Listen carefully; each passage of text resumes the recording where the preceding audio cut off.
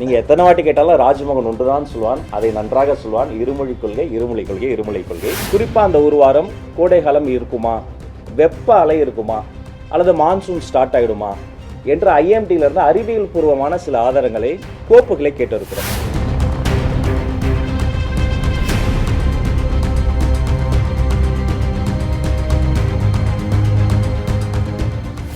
அனைவருக்கும் வணக்கம்.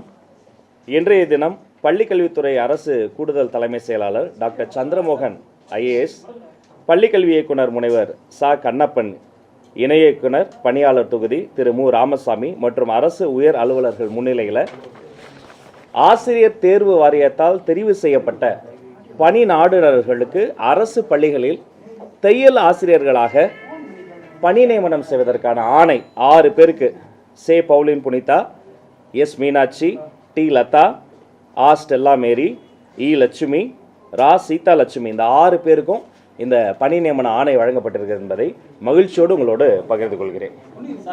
அதே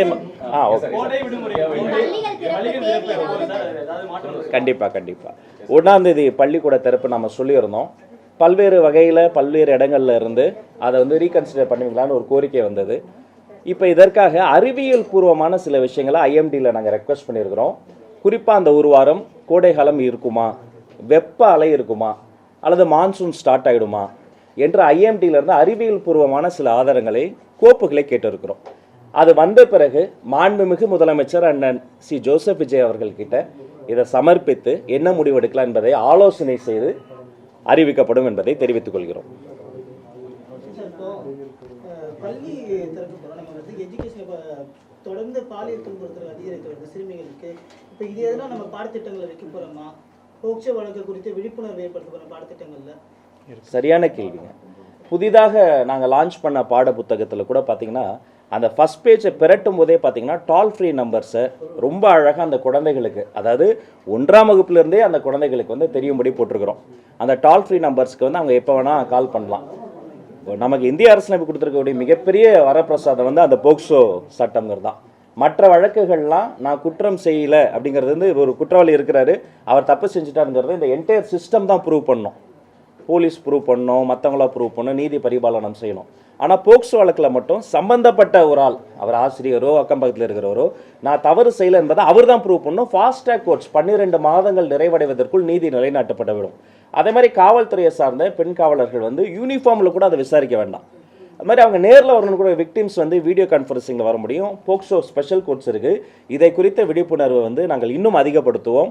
பாட புத்தகத்திலே இருக்கிறது, பாடம் எடுக்கிற வகுப்பறைகளிலும் இந்த விழிப்புணர்வு அதிகப்படுத்தி இதை போன்ற சம்பவங்கள் குறித்த விழிப்புணர்வை மக்கள் மத்தியில் இன்னும் துரிதப்படுத்துவோம். ஸ்கூல் ரீஓபன் பொறுத்த வரைக்கும் சார் இன்னும் 1 வீக் தான் இருக்குது. இப்போ நிறைய பேர் எல்லாம் சொந்த ஊருக்கு போயிருப்பாங்க, திருப்பி ரிட்டர்ன் வரணும். அப்படி இருக்கும்போது இந்த டிசிஷன் கொஞ்சம் முன்னாடியே சொன்னால் அவங்களுக்கு யூஸ்ஃபுல்லாக இருக்கும். இப்போ அதனால் இல்லை உண்மைதாங்க. இப்போ என் வீட்லேயே 2 குழந்தை இருக்குது. அந்த குழந்தைங்களையும் நான் எல்லா குழந்தைகளும் எப்படி பார்க்குறேனோ, என் குழந்தைகளை எப்படி பார்க்குறோனோ அந்த மாதிரி தான் குழந்தைகளை பார்க்குறேன். என்னன்னா தமிழ்நாட்டை பொறுத்த வரைக்கும் ஸ்டடி அந்த ஆர்ட்ஸ் நம்ம பாடத்திற்காக செலவு பண்ணக்கூடிய அந்த மணி நேரம் என்பது கிட்டத்தட்ட 1050 மணி நேரங்களாக இருந்தது. இப்போ அது 950ஆக குறைந்திருக்கிறது. இப்போ நம்ம ஒரு 10 நாள் தள்ளி வச்சோம்னா அதற்கான அந்த அந்த அந்த 10 நாட்களுக்கான அந்த எக்ஸ்ட்ரா கிளாஸஸ் எப்போ போன்ற விஷயங்கள்லாம் இருக்குது. பட் ஈவன் தோ இந்த தட்பவெட்ப நிலை வெயிலை குறித்து ஐஎம்டி ரிப்போர்ட்ஸ் எவ்வளவு சீக்கிரமாக சிஎம்மோட டிஸ்கஸ் பண்ணி சொல்ல முடியுமோ அவ்வளவு சீக்கிரமாக டிஸ்கஸ் பண்ணி சொல்லுங்கள். இல்லை பிரைமரி ஆல்ரெடி தள்ளி சொல்லிட்டு 4ஆம் தேதி தான் 1லிருந்து 3ஆம் வகுப்பு வரைக்குமான அந்த மாணவர்களுக்கு 4ஆம் தேதி தான் சொல்லியிருக்கிறோம். மற்றவர்களுக்கு தான் 1ஆம் தேதி சொல்லியிருக்கிறோம். அதையும் நான் சிஎம்கிட்ட டிஸ்கஸ் பண்ணிட்டு டெஃபினட்டாக சொல்லுவேன்.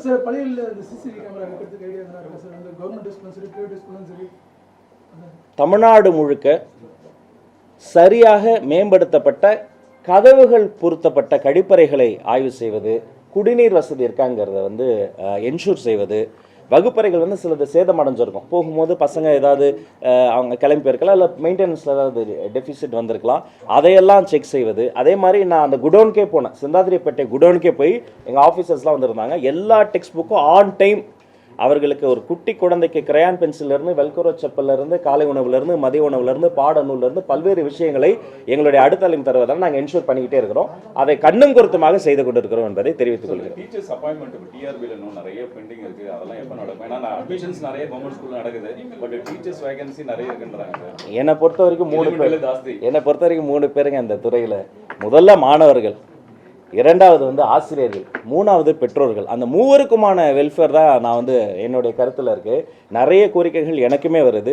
இது சம்பந்தமாக நான் அதிகாரிகள்கிட்டலாம் ஆய்வு பண்ணி சீராய்வு பண்ணிங்கெல்லாம் தொடங்கியாச்சு. ஒரு கிரீவன்சஸ் மீட்டிங் போட்டு இது 12 காலமாக இருக்குது. சில பேர்லாம் 18 ஆண்டுகளாக கண்ணீரோடு இருக்கிறேன்றாங்க. சில பேர்லாம் இன்னும் கொஞ்ச நாள் ரிட்டையர் ஆக போகிறாங்க. இன்னும் அவங்க வாழ்க்கையில் சரியான ஒரு சொல்யூஷன் வரல.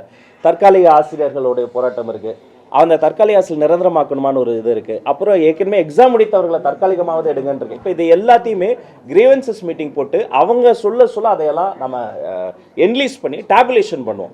யாருக்கு என்ன பிரச்சனை, அதை எப்படி சரி செய்யலாங்கிறத நிபுணர் குழு போட்டு டேபுலேஷன் பண்ணி அதற்கும் நிவாரணமோ அதற்கும் சரியான ஒரு சொல்யூஷன்ஸும் மிடில் பாயிண்டோ கண்டுபிடிப்பதில் நம்மளுடைய அரசாங்கம் கண்ணும் கருத்துமாக இருக்கிறது என்பதை தெரிவித்து ஸ்கூல் ரியோபன் ஆனவுடன் அந்த காலை உணவு திட்டம் மாணவர்களுக்கு ஏற்கனவே கடந்த ஆட்சி காலத்துல இருக்கிறது. அந்த திட்டம் நம்ம மீண்டுமே தொடர்றோமா? அது அதோட நிலைமை தங்கச்சிக்கு ஒன்று சொல்லிக்கிறேன், காலை உணவு மதிய உணவு எல்லா திட்டமும் தொடரும். எங்கள் குழந்தைகளை பாதிக்கக்கூடிய எதுவுமே நாங்கள் செய்ய மாட்டோம். சொல்லப்போனால் இன்னும் அதை மேம்படுத்தி சரியான பயனாளர்களுக்கு போனோம். 10 பேருக்கு அது போகுதுன்னு சொல்லி போலியா கணக்கு கட்டிட்டு உண்மையிலே 10 பேரா 5 பேரா அது எங்கே போச்சு, இடைத்தரகர்கள் இருந்தாங்களா, லீக்கேஜ் எல்லாம் கண்டுபிடிச்சு சரி செய்யப்பட்டு வில் மேக் ஷூர் ஒவ்வொரு திட்டமும் எந்த நோக்கத்திற்காக ஆரம்பிக்கப்பட்டதோ அந்த நோக்கத்தை சென்று சேர்கிற வரை வேர்களுக்கு போய் இந்த அடுத்த தலைமுறை வகுப்பறையில் இருந்து அடுத்து நான் இந்த +2 வரைக்கும் 17 வயசு வரைக்கும் இங்கே கூட இருக்கிறாங்க. இங்கேருந்து டேக் ஆஃப் ஆகி அவங்க கல்லூரியில் போய் என்ரோல்மெண்ட் ரேஷியோ அந்த இங்கிருந்து 100% நம்ம கல்லூரிக்கு போகிற வரைக்கும் நாங்கள் வந்து அந்த திட்டங்களை வந்து வகுத்து வைத்திருக்கோம். அதை என்ஷூர் பிரேக்ஃபாஸ்ட் வந்து குவாலிட்டிங்கிறது இந்த ப்ரீவியஸ் பார்த்தோம்னா நிறைய வந்து குவாலிட்டியாக இல்லைன்ட்டு நிறைய குப்பை தொட்டியில் கொட்டக்கூடிய காட்சிகள்லாம் சமூக வலைதளங்கள்ல வந்துச்சு. ஸோ இவ்வளோ தூரம் நம்ம ஸ்பெண்ட் பண்ணுறோம் அப்படிங்கும்போது அது குவாலிட்டியாக இருந்தால் தான் பசங்க சாப்பிடுவாங்க. அதை என்ஷூர் பண்ணுறதுக்கு ஆமாங்க. ஏன்னா அது வெறும் உணவு கிடையாது, அது உயிர் பொருள். அந்த வயிறு நிறைந்தால்தான் நம்மளுடைய குழந்தைகளினுடைய செவிகள் திறக்கும்.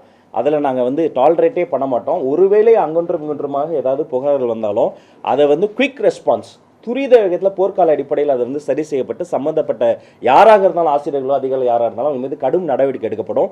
எந்த காரணம் கொண்டும் பசங்களுடைய பாதுகாப்பு, பசங்களுடைய உணவு சம்பந்தப்பட்ட விஷயத்தில் காம்ப்ரமைஸ் ஆகக்கூடாது என்பதை உங்கள் மூலமாக மற்ற அதிகாரிகளுக்கும் நான் தெரிவித்துக் கொள்கிறேன். ஏற்கனவே இந்த காலை உணவு திட்டத்துக்கு ஒரு பட்டியல் வச்சிருந்தாங்க. திங்கட்கிழமை இது வழங்கப்படும். அதுல நம்ம ஏதாவது டிஸ்கஸ் பண்ணிருக்கோமா? சேஞ்சஸ் ஏதாவது கொண்டு வரோமா? மாணவர்களோட கருத்துக்கள் அடிப்படையிலோ டீச்சர்ஸோட கருத்துக்கள் அடிப்படையிலோ ஏதாவது சேஞ்சஸ் கொண்டு வர போறோமா? ஒரு உணவு பட்டியல் தயாரிக்கிற பொழுது அந்த உணவை சார்ந்த நிபுணர்கள் எவ்வளவு சத்துணவு அந்த உணவில் இருக்கும், எவ்வளவு போர்ஷன் தரலாம், ரெண்டாவது ஃபீசிபிலிட்டி, அது எவ்வளவு ஃபினான்ஷியலி அதுக்கு வந்து தேவைப்படும்.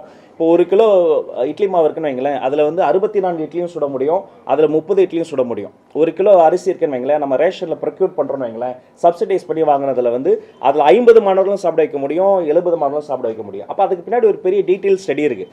அதை பண்ணி தான் இந்த மெனு கார்டை வந்து அவங்க வந்து ஃபைனலாக கொண்டு வந்திருக்கிறாங்க. அப்போ இந்த மெனு கார்டை இன்னும் காலத்தின் தேவைக்கேற்ப, குறிப்பாக பயனாளர் யார், படிக்கிற பையன் படிக்கிற பொண்ணு, அவர்களினுடைய மனதை அறிந்து இன்னும் மேம்படுத்தப்படும் என்பதை தெரிவித்துக் கொள்ளுங்கள். சார், பள்ளிக்கல்வித்துறையில் அவுட் சோர்சிங் மூலமாக கடந்த காலத்தில் கிட்டத்தட்ட மோர் தென் 300 பீப்புள் வந்து ஒர்க் பண்ணிட்டு இருக்காங்க கேம்பஸில். அவுட் சோர்சிங்னால கூட ஹையஸ்ட் பேமெண்ட்டும் அவங்களுக்கு கொடுத்துட்டு இருக்காங்க. இது எப்படி இந்த சிஸ்டம்லாம் கண்டினியூ ஆகுமா, அது கரெக்டாக நடக்குதான்னு ஏதாவது ரிவ்யூ பண்ணுவீங்களா?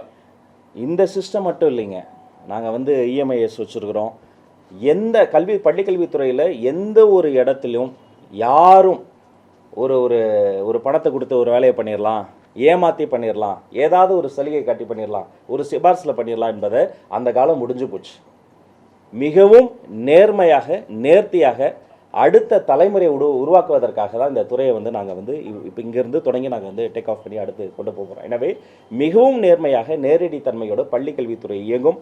தவறு செய்பவர்கள் அடையாளம் காணப்பட்டால் அவர்கள் மீது துறை சார்ந்து சட்டத்துக்கு உட்பட்டு எந்த நடவடிக்கை எடுக்கும் தயங்க மாட்டோம் என்பதையும் உங்கள் மூலமாக தெரிவித்துக் கொள்கிறோம். மீண்டும் சொல்கிறேன், முதல்வரோடு ஆலோசனை செய்து வெகு விரைவில் வெகு சில நாட்களில் வந்து யார் என்னைக்கு எந்த ஸ்டாண்டர்டுக்கு என்னைக்கு ஸ்கூல் ஓப்பன் பண்ணுறதையும் நம்ம வந்து திரும்ப சொல்லுவோம். அனைவருக்கும் நன்றி. இறுதியாக ஒரே ஒரு கேள்வி, இந்த பகுதி நேர ஆசிரியர் இடைநிலை ஆசிரியர்லாம் கடந்த ஆட்சி காலத்தில் வந்து தொடர்ந்து இந்த பணி நிரந்தரம் ஊதிய உயர்வு தொடர்ந்து போராட்டம் நடத்தினாங்க.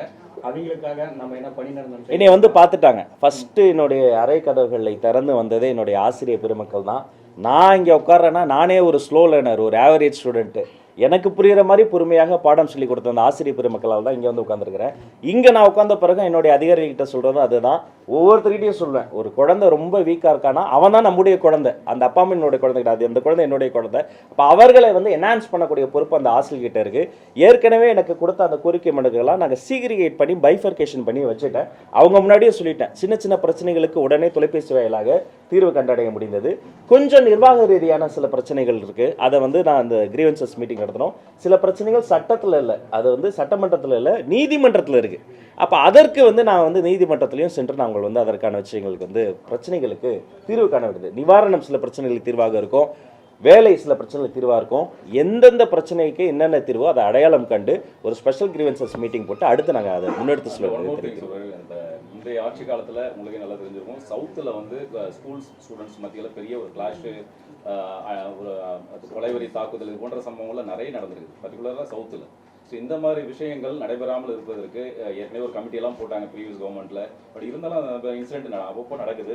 நீங்கள் என்ன மாதிரி இதை ஹேண்டில் பண்ண போகிறீங்க? நம்ம பள்ளி கல்வித்துறையை பொறுத்த வரைக்குங்க பழைய பழக்க வழக்கங்கள், அதீத மூட நம்பிக்கைகள் அதையெல்லாம் பின்தள்ளி அறிவியல் கண்டுபிடிப்புகள், சமத்துவம், சகோதரத்துவம், சமூக நீதி அதற்கு முன்னுரிமை தரக்கூடியது தான் பள்ளி கல்வித்துறை.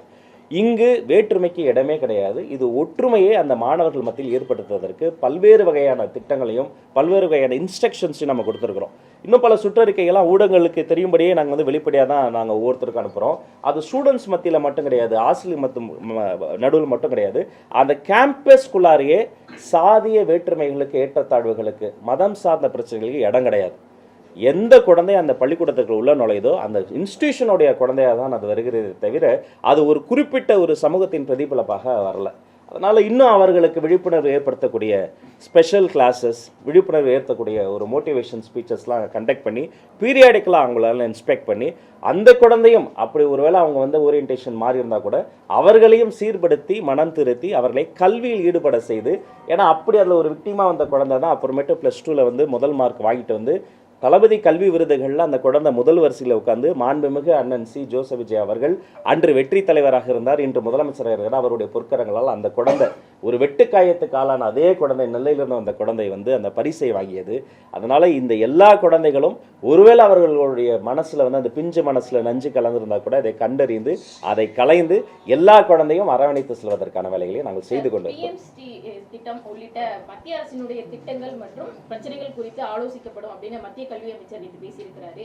அது சம்பந்தமா எப்போ நம்ம பேச போறோம்? ஏன்னா பிஎம்சி திட்டம் நமக்கு வேணும் அப்படிங்கிறது அன்று சொன்னது தான் இன்றும் சொல்கிறேன். இருமொழி கொள்கை என்பது எங்களுடைய டிஎன்ஏ. இருமொழி கொள்கை என்பதில் நாங்கள் வந்து காம்ப்ரமைஸ் ஆக போகிறதே கிடையாது. நீங்கள் எத்தனை வாட்டி கேட்டாலும் ராஜ்மோகன் ஒன்று தான் சொல்வான், அதை நன்றாக சொல்வான். இருமொழி கொள்கை, இருமொழி கொள்கை, இருமொழி கொள்கை, மற்றவை நம்ம பிறகு பேசுவோம். நன்றி, வணக்கம்.